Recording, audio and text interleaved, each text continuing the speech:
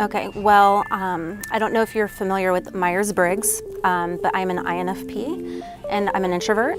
So my social life tends to be with those that I am most comfortable with, close with. I don't like to just randomly go up to people and start talking to them. I keep to myself. If I'm at parties, I am usually the one watching and observing, make small chit chat, but I usually don't like doing small chit chat. Social life, yeah, I just like to be one-on-one with people, usually. That's where I'm most comfortable, not in groups. I do like to be around people, but I like to be around people that I find to be like-minded. I don't know. I guess I don't really like to be around people, but I do like to be around people, if that makes any sense. Any social, okay. Yeah, well, I hate rejection. I absolutely hate rejection, and going up to people and, offering them like services, like, hey, like, come get your hair cut by me. I don't like to do it. I like people just to land their butts in my chair, because I don't want to be rejected. I hate being told no. So that will usually prevent me from going out and opening my mouth is, fear of rejection. I'll just keep to myself. You know what I'm most interested in people, and I find myself talking to people a lot, is about their spirituality and about if this is the main thing. If they've had loved ones who have crossed over, I like to ask them if they've had contact. I try to do it in a very respectful way, but I like to hear about after-death communications, because I think that it's pretty healing for them to be able to have someone acknowledge that they aren't crazy, that our loved ones do communicate to us from the other side. So, what's funny is I tend to have pretty deep conversations with people once I start getting to know them and talk to them. I like to know about what they think about God, like what they think about life after death, what they think about consciousness and raising the vibration of the planet and energy, like how we're all energy and how we affect one another, and about food going into our bodies. I like to talk to people about what they're eating, even though I struggle with eating things I shouldn't eat. I'm human, and but I'm aware of it and I work on it. But also just becoming aware of how we contribute to either fear or love on this planet. So I don't know. I guess my conversations with people aren't typical. People can understand it. Are you asking me to go up to people right now? Yeah, you ready? No. Don't make me go talk to people. You are. No, don't go make me talk to how do you people. feel right now? Honestly, I feel dread. Okay, I feel dread. such fear right now. Good. What would I say? They're gonna think why is this nutcase coming up to me and talking to me? Okay. Really? Perfect. Don't do it. Okay. The dread and fear is saying don't do it. Right. So Buy your books and go home. so you know how talking. Do I need to have this? Yeah. This thing right there for them to talk into?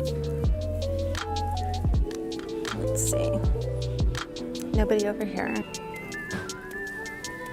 Okay, let's go down this way.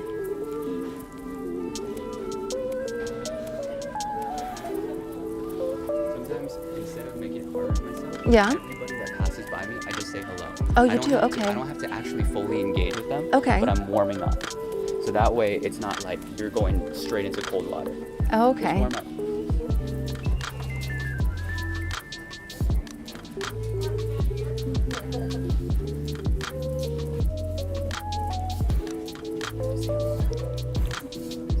Okay, how do you feel when you say hello?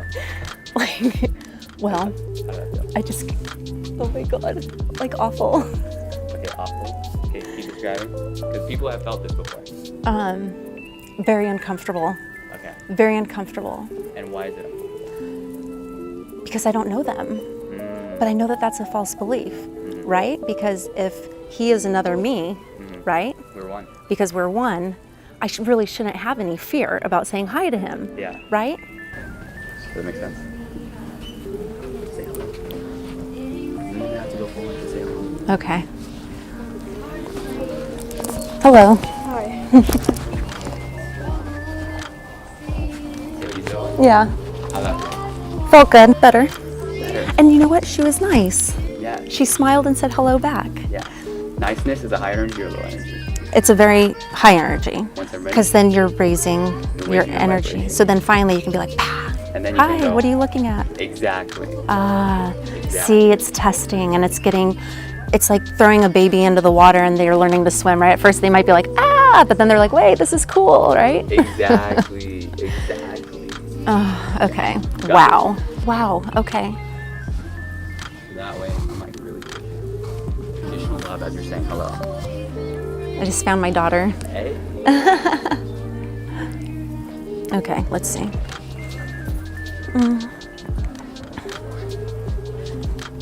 Hello.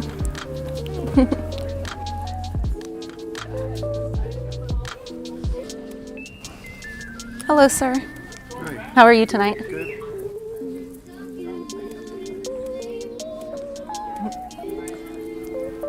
Okay. Okay, anywhere you want to go. I don't know. Now you're really Hi. Okay, tell us how you feel. I'm feeling better. Okay. What thoughts do you have? Here, let's go over that. Well, here's this guy again. Yeah. Okay. Hello. Anything interesting? Not that I've seen really today. No? I'm just in like a weird mood and what I want to read. I'm like tossed up between like reading like Stephen King or like reading something like self-help. It's weird. Oh gosh, what a conundrum. Yeah. This looks interesting though. I would probably go with the financial freedom. Yeah. Yeah, I think that'd be more beneficial. True. Yeah. Yeah. But I think I'm gonna end up not getting a book today. 'Cause No? I might get the new David Goggins book. What's that? It's called Can't Hurt Me. It's on my desk over there. But they have an audio book. Yes. Yeah. Yes. Oh, I didn't know that was his name, but I've seen that book and I heard good things about it. Someone on my Instagram posted it and said Really? that it was amazing. Yeah. Yeah, he's like a crazy dude. Like you can never work out like him. Like I can never work out like him. He's, Isn't like, he a insane. SEAL? Yeah. He's Yeah. like insane. Yeah. But, there's an audiobook where like it's a guy reading it, but then after every chapter is almost like an interview where he talks about the chapter. Okay. It's supposed to be like really good when you're running and stuff and working out. Oh, Like, to wow. listen to. But that's the one you want to get? Yeah. I wanted to get like I was hoping they would sell it like with the book and the audiobook, but they don't. They only sell the audio versus the real book. But you want to get The audiobook. the audiobook. Yeah. Ah, that's a good one. Well, maybe you should go home and order on Amazon. Yeah. That's what Yeah? I'm probably gonna Yeah, do. yeah, yeah. Well, thank you for chatting. Oh, yeah, you too. Have a good one. Hey. That was cool. How did that feel? Good. And I actually know that book because someone on my Instagram like highly promoted it and said it was amazing. So Synchronicity or no synchronicity? I think that was synchronistic. Hey. And I think that was a good little. He was so nice. But remember, I was so scared to talk to him over there. I was like, oh no. Legit. That Yes. was the first guy. I was like, can't do it. Oh my gosh. Oh wow, came full circle. That's crazy. Oh my god. Okay, keep describing, keep sharing.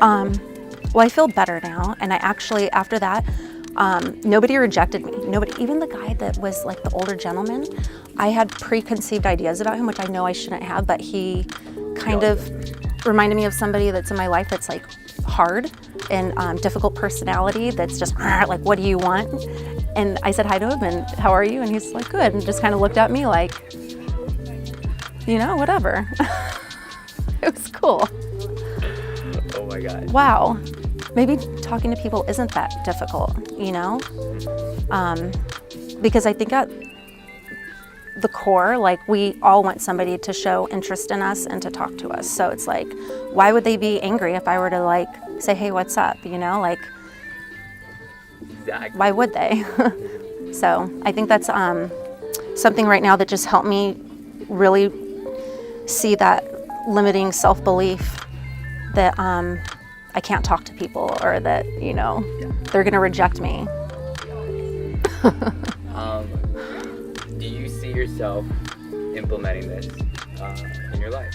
You know what? I think I'm gonna try the like. Okay, this is so funny. I think I'm gonna try this and start talking to people. Yeah, definitely out in public and giving them my card to like come see me.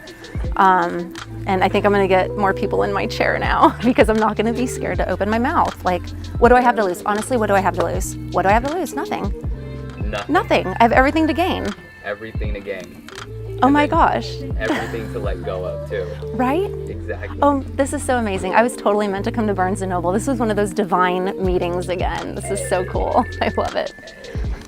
All right, Yo, what's up, you guys? So I love Jessica. Anyways, so we're gonna debrief everything that she said in the video. But honestly, she was amazing. Anyways, okay. So at the very start, she said something about group settings and how she does not like group settings. A person that thinks like her shouldn't really like group settings, because if you're in a family reunion, a lot of people are gonna be unwilling to hear your point of view. That's the thing. And because we energetically sense that, because we're intuitive about that, it can be very stifling for a person that thinks like her. I think like her. So sometimes what I do is that I gather the people, and as I gather the people, I just allow them to listen to my monologue, and then at the very end, I'll hear everybody else's points of view. So that will help me in group settings. Second thing is that she hates rejection. What I've realized is that rejection is protection. There's not a lot of people that are truly able to be in your space, to be honest. Not a lot of people. So when I'm going up to a lot of people, when they reject me, they're basically saying, hey, I'm not right for your space right now. That's what they're saying. And that's the best thing ever. So don't feel that rejection is a bad thing. Rejection is to be hated. It has nothing to do about you. It just says, I'm not right to be in your space. I'm not right to hear your thinking out. I'm not right to spend my time the way that you spend your time. That's what it's basically saying. So that's why through synchronicity, through approaching a lot of people, we can find the people that are perfect for our space. So that's why having discernment about a person's character before letting them in your space is super important. Third thing, she said hello to people. Oh my gosh, she did it so perfectly. You guys saw it. When a person's kind to you, when a person says hello to you back, you get more energy. And as you get more energy back, boom, you can almost go more at it. Because courage is an energy.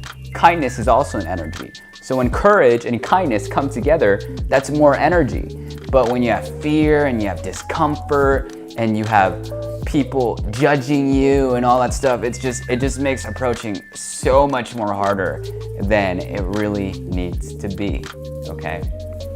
So the hello thing is super important when first starting out.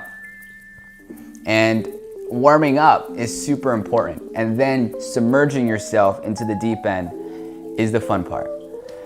Towards the very end, she actually talks to the guy that she originally was super stifled by. So that's what happens with fear and dread and discomfort. It creates a fog inside of our mind. It creates a fog of an inaccurate perception of the world. Now, that's not something to be guilty about. That's not something to shame yourself about, because that's also an inaccurate view of reality. That's also a view of reality that doesn't best serve you. Okay, so nothing to be ashamed about, but what happens is that when that fog goes inside of your head, you can't really assess people as correctly.